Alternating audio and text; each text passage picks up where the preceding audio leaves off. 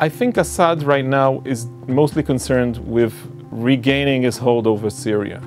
He's not interested in a direct confrontation with Israel. He would only lose if something like this happens.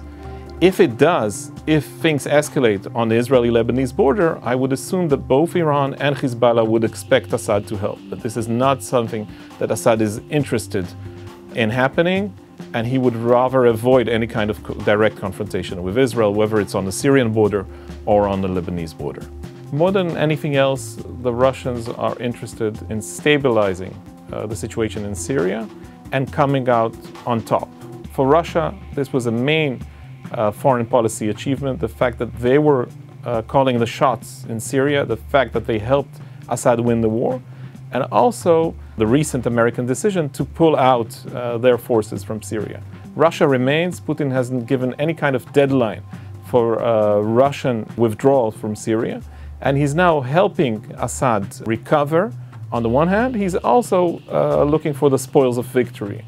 Whether this would mean some strategic interests for Russia that will be kept in Syria, or, for instance, financial contracts. If Syria has the money to pay, Russia would be ready to sell Syria more equipment on the military level, but also help Syria with trying to begin to help the country recover.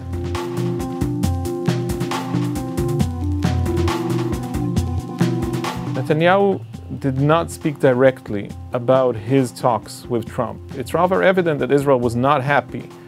It was surprised by the president's decision to pull the forces out, and Israel is trying to delay this as much as possible. The main Israeli concern has to do with Tanif Air Base. This is an air base held by the Americans close to the Jordanian and the Iraqi borders.